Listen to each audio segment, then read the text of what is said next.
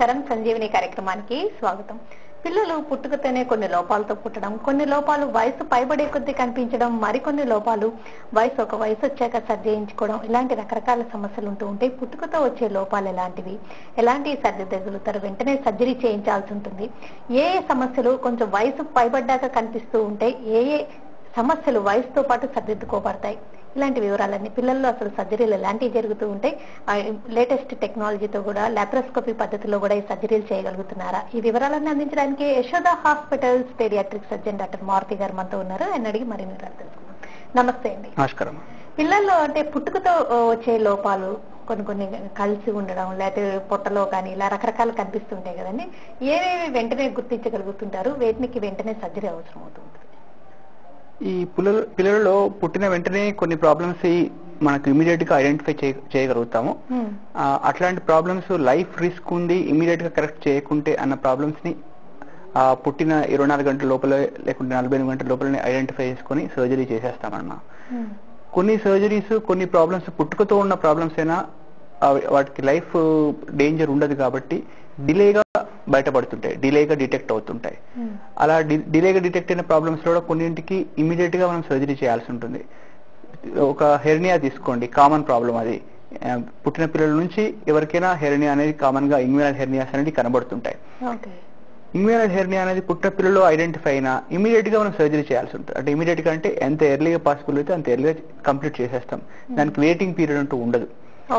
ఎందుకు అంటే ఒకవేళ ఆ హెర్నియా అనేది అబ్స్ట్రక్టెడ్ హెర్నియాగా మారిపోతే ఆ రిస్క్ అనేది ఎక్కువ అయిపోతుంటుంది. ఎమర్జెన్సీ బేసిస్ మీద సర్జరీ చేయాల్సి వస్తుంది. సో అందుకోసమని ఎమర్జెన్సీ మనకు ఈ మరీ ప్రీటర్మ్ బేబీస్ లో అయితే ఇంకా ఎమర్జెన్సీ ప్రాబ్లం ద్వారా లైఫ్ రిస్క్ అనేది ఇంకా ఎక్కువ పెరిగే అవకాశాలు ఉంటాయి. ఆ అబ్స్ట్రక్టెడ్ హెర్నియా అనేది డెవలప్ అయ్యే అవకాశాలు కూడా 30% ఉంటాయి అన్నమాట. సో అందుకోసమని మనము ఎమర్జెన్సీ కోసం వెయిట్ చేయకుండా ఎంత త్వరగా పాసిబుల్ ఉంటే అంత త్వరగా సర్జరీ చేసేస్తాం. కొన్ని సమస్యలు వయసు పైబడే కొద్ది కొంతకాలం వెయిట్ చేసి చూద్దాం, 4-5 years ఏజ్ తో పాటు అవే కరెక్ట్ అయిపోతాయి అంటుంటారు. అవి ఎలాంటివి అంటారు? ఇప్పుడు ఇదే హెర్నియాలో అంబ్లికల్ హెర్నియా అని ఉంటుందమ్మా. అది అంబ్లికస్ దగ్గర వచ్చే హెర్నియా. ఆ హెర్నియా ఏంటంటే ఈ అంబ్లికస్ దగ్గర 4 మజిల్ ఫోల్డ్స్ అనేటి అబ్డామిన్ ఫోల్డ్స్ వచ్చేసి క్లోజ్ అవుతుంది అంబ్లికస్ అనేది. సో కొందరికి ఆ closure of the umbilicus delay అవుతుంది. ఆ డిలే అయినప్పుడు ఆ అంబ్లికల్ హెర్నియా అని మనం డయాగ్నోజ్ చేస్తాం దాన్ని.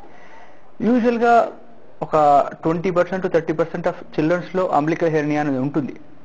బట్ దానికి ఏమీ చేయాల్సిన అవసరం లేదు. ఏజ్ తో పాటు దానంతరదే కరెక్ట్ అయిపోతుంది. సో దానికి ఏంటంటే పేరెంట్స్ మెయిన్ గా రీఅష్యూరెన్స్ ఇస్తాం. పిల్లల్లో ఏంటంటే ఆ పుట్టిన పిల్లలు ఎక్కువ ఏడుస్తుంటారు. అప్పుడు ఆ బొడ్డు దగ్గర మనకు లావుగా మనకు బయట కనబడుతూ ఉంటుంది. సో ఆ ఏడుపుకు కారణం అదే అనుకుని చాలా మంది ఈ సర్జరీ చేయండి, దీని ద్వారానే మా బేబీ ఏడుస్తున్నారని చాలా మంది వస్తూ ఉంటారు మన దగ్గరికి. బట్ వాళ్ళకి ఏంటంటే కావాల్సింది రీఅష్యూరెన్స్. ఏడుపుకి కారణం అది కాదు, అది మనకు బయట కనబడుతున్నది అంతే. బేబీకి ఆకలైనా ఏడుస్తుండు, ఎవరైనా పిలవడానికైనా ఏడుస్తూనే ఉంటాడు. సో ఇది కారణం కాదు అని మనకి రీఅష్యూరెన్స్ ఇస్తుంటాము.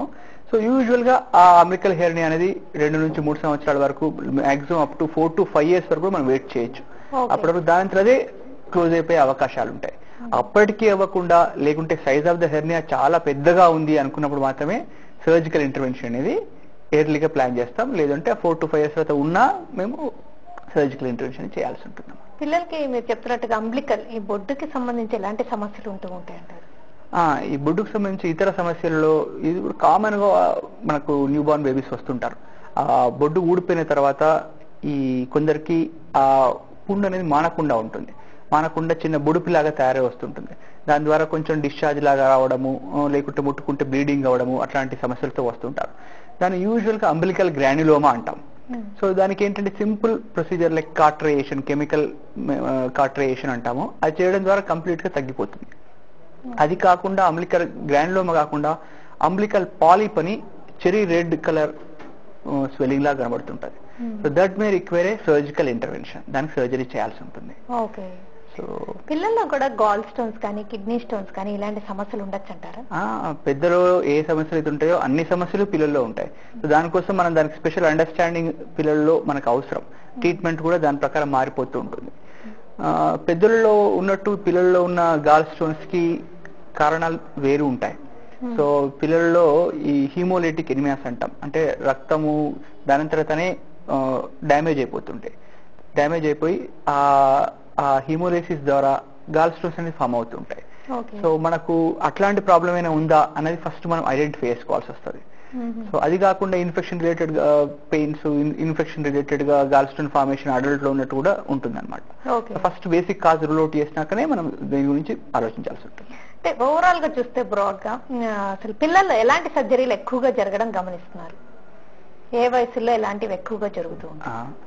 అంటే ఇప్పుడు